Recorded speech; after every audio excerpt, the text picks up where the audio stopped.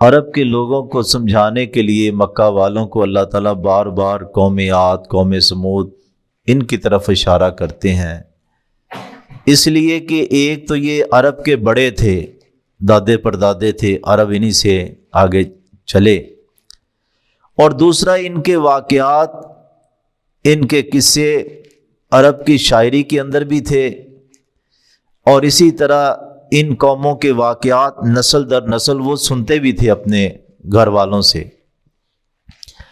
تو کسی کو سمجھانے کے لیے مثال وہی دی جاتی ہے جو اس کے مال یعنی کہ علم میں ہو، اور یہ عرب کے گرد و پیش کے یہ سارے علاقے تھے۔ تو اللہ تعالیٰ فرماتے ہیں کذبت عاد، قوم عاد نے بھی جھٹلایا، فکیف کان عذابی، لوگوں کیسی تھی میری سزا، ونذر، نذیر کی جمع، میرا ڈرانا تنبیہ کرنا پھر کیسا تھا۔ انا ارسلنا علیہم، ہود علیہ السلام نے عرصہ ان کے اندر گزارا، ہر طریقے سے سمجھاتے رہے، اینڈ کیا تھا کہ ہم نے پھر ان پہ ہوا بھیج دی، سرسرن جو تند تھی، طوفانی تھی، فی یومن ایسے دن، نحسن جو نحوست والا تھا، مستمرن اور جس کی نحوست جاری تھی، استمراری۔ بعض لوگوں نے نا پھر کہا، یہ حساب لگا لیا کہ فلاں دن منحوس ہوتا ہے اور فلاں دن صاد خوشبختی والا ہوتا ہے، اور بدھ کے بارے میں یہ بعض ضعیف اور موضوع روایتیں بھی لکھ دی لوگوں نے کتابوں کے اندر۔ تو ایسی بات نہیں ہے، ایک ہی دن کسی کے لیے، اگر قوم عاد کے لیے وہ دن منحوس تھا تو وہی دن حضرت ہود علیہ السلام اور ان کے ساتھیوں کے لیے خوشبختی والا تھا کہ وہ بچ گئے۔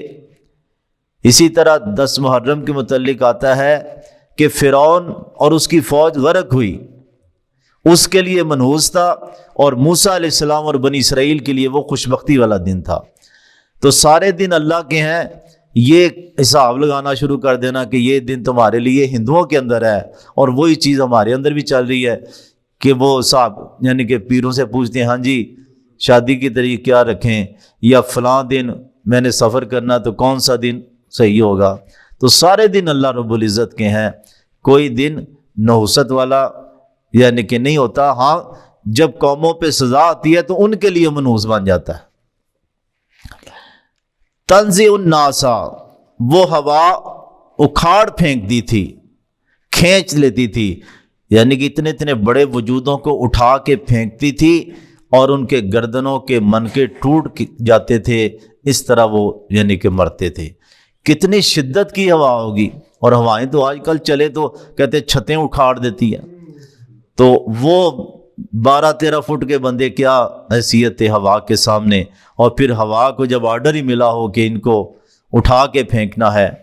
کأنہم اجاز نخل، گویا کے تنے تھے، اجاز تنے تھے نخل کھجوروں کے، منقعرن جو اکھاڑ کے جڑ سمیت اکھاڑ کے پھینک دیے گئے ہوں، یعنی کہ ان کی لاشیں پڑی تھی، ایسے ہی منظر تھا کہ جڑ سمیت تنے اکھاڑ اکھاڑ کے کھجور کے پھینکے ہوئے ہیں۔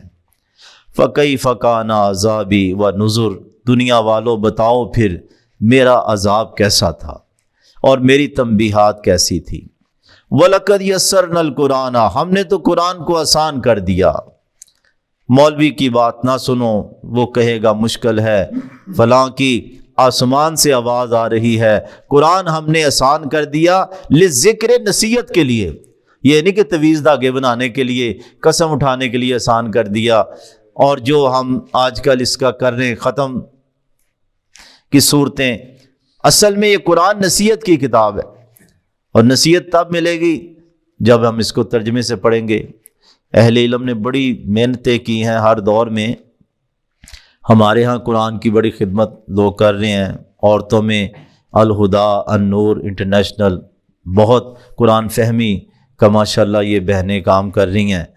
اسی طرح جماعت اسلامی میں بھی خاور بٹ صاحب، پھر عطاء الرحمان ثاقب صاحب شہید گزرے، انہوں نے بڑے بیوکریٹ اور بڑے بڑے لوگوں کو قرآن پڑھایا، بڑی انہوں نے خدمت کی، چھوٹی عمر میں ہی یعنی کہ شہید کر دیے گئے۔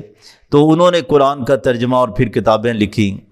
اسی طرح بیت القرآن ایک مرکز ہے، پروفیسر عبد الرحمن طاہر صاحب ملتان کے ہیں، شجاع آباد کے، پنجاب یونیورسٹی میں بھی اعزازی پروفیسر ہیں۔ تو انہوں نے بھی یہ بڑا قرآن مجید جو ہے نا پہ کام کیا، بلکہ ان کا یہ فلسفہ ہے، گرامر بھی انہوں نے بتائی، انہوں نے کہا 70% عربی میں اردو کے لفظ ہیں، صرف بندہ غور کرے۔ اور انہوں نے ایسے ہر پارے کے اندر یعنی کہ صفحے کے باہر لکھا ہے کہ یہ لفظ بھی تو ہم اردو میں بولتے ہیں، یہ لفظ بھی تو ہم اردو میں بولتے ہیں، صرف ہم توجہ نہیں کرتے۔ لوگ انگلش سمجھ لیتے ہیں، کمپیوٹر کی زبان سمجھ لیتے ہیں، دلچسپی ہوتی ہے کہ نمبر آئیں گے، دنیا میں فائدہ ہوگا، لیکن اللہ کی کتاب کے لیے کوئی وقت نہیں دیتا۔ تو یہ ان کا مصباح القرآن کے نام پہ یعنی یہ پارے ملتے ہیں۔ تو اللہ سب کی خدمات، ڈاکٹر سراج صاحب نے ماشاءاللہ قرآن پہ بڑا کام کیا۔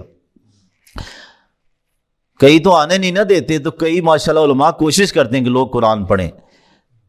تو ہم نے قرآن کو آسان کر دیا نصیحت کے لیے۔ فہل من مدکر، ہے کوئی نصیحت حاصل کرنے والا؟ سوالیہ نشان ہے۔ سب کہیں اللہ ہم قرآن سے نصیحت حاصل کرنا چاہتے ہیں۔ اللہ سب نے عمل کی توفیق عطا فرمائے۔